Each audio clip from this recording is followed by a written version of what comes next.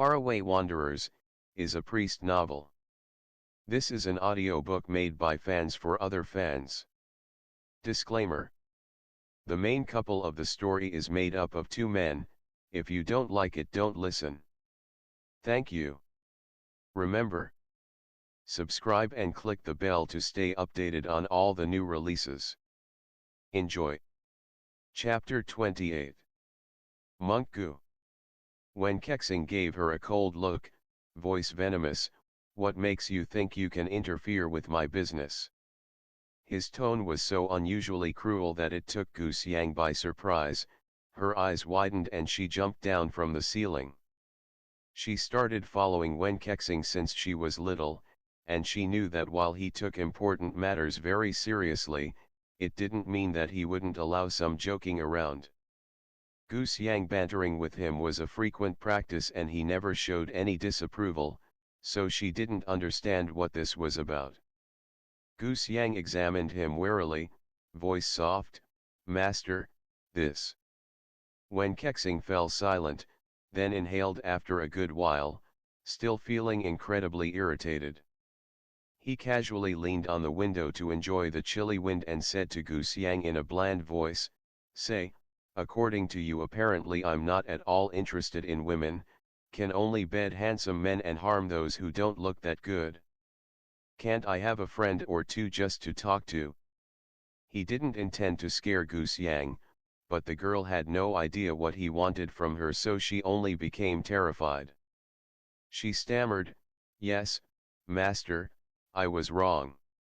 Whatever Wen Kexing was about to say was swallowed once he saw Gu Xiang's lost look. Talking to her was such a chore since they weren't on the same wavelength. In some ways, he felt an accumulating amount of sadness at himself.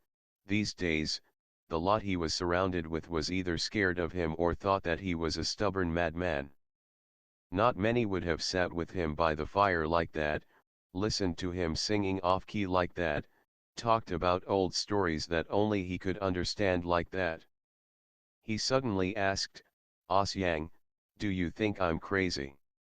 Gu Xiang was stunned, and looked at him hesitantly. Seeing the dull calmness on his face without any trace of anger, she nervously nodded. Wen Kexing turned away and scoffed.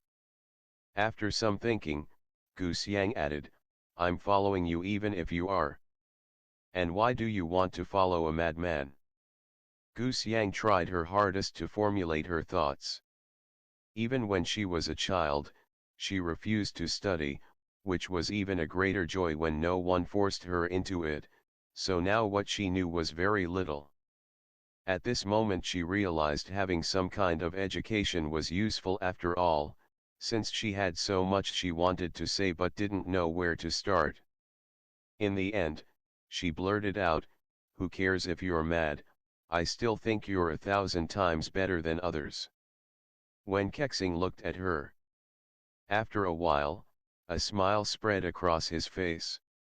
Upon that smile, which seemed to carry loneliness, Gu Xiang felt a prickling sensation inside, so she continued without restraint, "Master, I think you're actually a great person."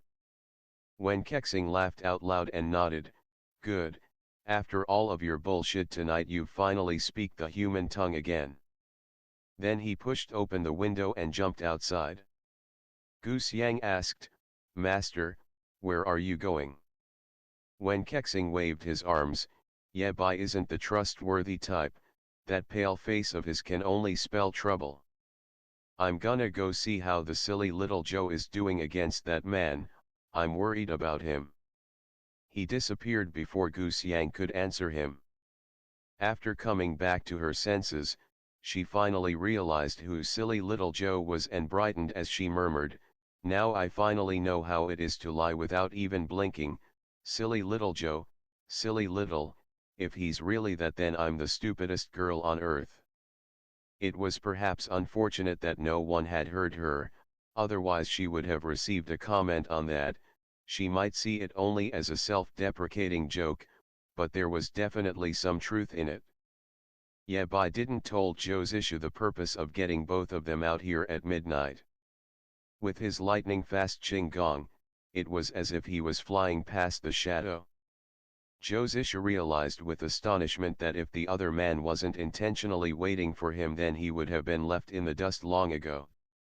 They chased after each other like that for a long period of time before Ye Bai stopped, hands behind his back, his profile facing Zhou. The latter had no idea why he was brought to this empty intersection, but there was one guess. He stood a few steps away, examining the man in silence. Ye Bai didn't elaborate, leaving him to his scrutinization. This man had a sturdy stature, and usually when someone wore white, they would carry either an unmatched ethereal, elegant aura or a frivolous, pretentious predisposition. It would look like some of the physical weight in their body had been lifted somewhat from an outsider's look, but this was not the case with Ye Bai. In the night, he looked like an ancient Buddha statue, and for some reason, Zhou had a feeling that the man's weapon had to be a very heavy sword to complement his unwavering stance. After a long while, Ye Bai asked, "What have you discovered?" Zhou startled, finally able to pinpoint why there was a distant feeling emanating. He lowered his head. "Please forgive this junior's terrible eyes, for I have severely disrespected you in the past few days." Ye Bai, after a bout of silence, suddenly swatted his hands at Zhou's left shoulder in a sharp and brutal move. There was really no chance to reason with him. Zhou, alarmed, flew several feet away from the ground to dodge. Ye Bai went after him immediately, his sleeves flared, intending to block all the important acupuncture points on his body. Zhou had said the other's martial arts style leaned toward the hard way, and since he himself had lost half of his core strength, he couldn't risk a direct confrontation. He initially wanted to utilize his advanced Qinggong to evade, but then he found out that it was a mistake. His opponent's attack was everywhere at the same time, and he had no leverage staying mid-air like this.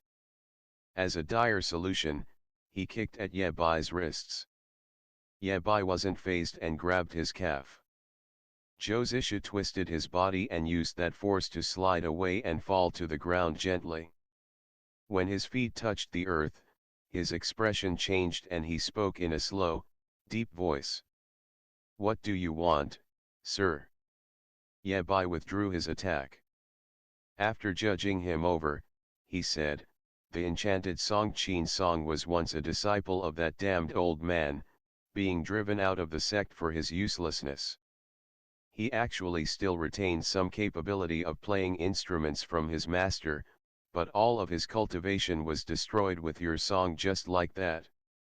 I first thought about how this world had already given birth to such a dangerous offspring, but turns out. Hey, rascal, you use a whip sword, correct?" Zhou's eyes widened as he took half a step to the side, hands instinctively retracting into his sleeves. Murderous intent that was long buried now resurfaced. This was the first time he was in the kind of situation where he couldn't accurately gauge his opponent's capability, but the other man knew him all too well. Seeing that, Ye Bai's lips curved up, his smile stiff and mocking. "If I wanted to do something to you, do you really think you could still stand there and talk to me?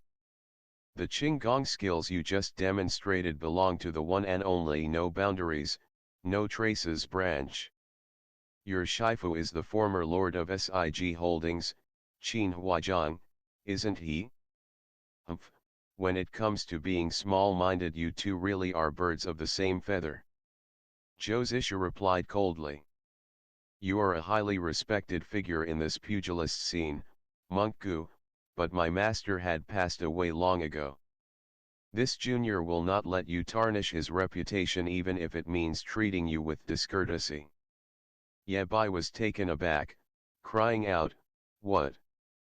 Qin Huaizhang is dead?" Zhou didn't have the chance to answer him. Ye Bai's gaze dimmed, his expression a little lost. He looked down.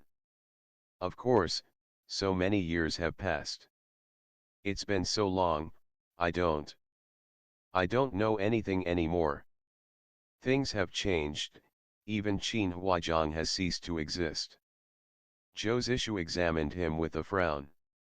Upon finding out that the other man harbored no ill will and was merely speaking cryptically, he relaxed.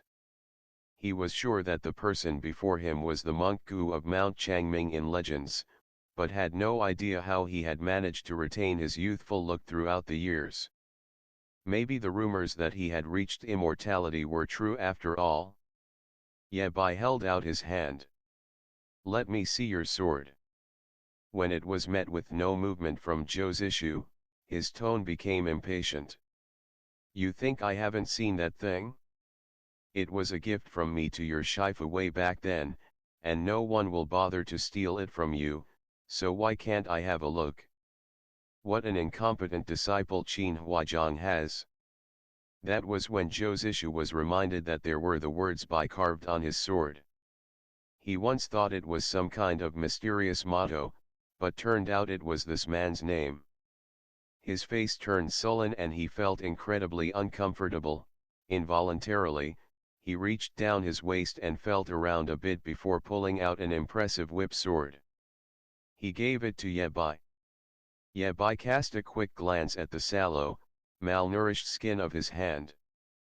He scowled, scrutinizing him while receiving the weapon, always prancing around in such disgusting get-up. "I hate this the most about you and your Shifu." Zhou Zishu didn't bother firing back. "Damn old geezer," he thought. Ye Bai held the whip sword in his hands. The weapon, full of his core energy, began to stiffen and vibrate somewhat, making buzzing sounds. Sorrowful reminiscence flashed under Ye Bai's long, thin eyelashes. He looked at the Bai sword and thought, all old acquaintances were gone now. On the contrary, these objects still persevere and are now in the hands of your successors. He gave it back to Zhou Zishu after a long while. Zhou Zishu spoke with no indication of his true feelings. "Why do you call me out here at this hour, other than to test my background? Is there?" He was cut off by Ye Bai's palm landing on his chest, so fast that he didn't have any time to react. If the other man had intended to kill him, he would have been utterly powerless to retaliate. He stopped talking, body stiffened. However, Ye Bai didn't do anything else but frown. Zhou Zishu felt a gentle stream of core power transmitting from the other's hand into him, as if it was investigating inside his body. Triggered from the inside, the nails started to act up again, causing him to break out in a cold sweat. He tried to rein it in. Suddenly, the power multiplied, the small stream became a river, filling up his half-withered meridians. Zhou Zishu felt like the nails were further stirred by the foreign incentive. Everything went dark before his eyes as he staggered back. There was a shadow of someone appearing behind his back. That person shouted, "What are you doing?" while catching Zhou Zishu in their hold. They raised a sleeve to bat away Ye Bai's hand, and with an "oh," the man unabashedly clashed with them. Ye Bai came into contact with a strong demonic energy. It startled him and gave his chest a suffocated feeling.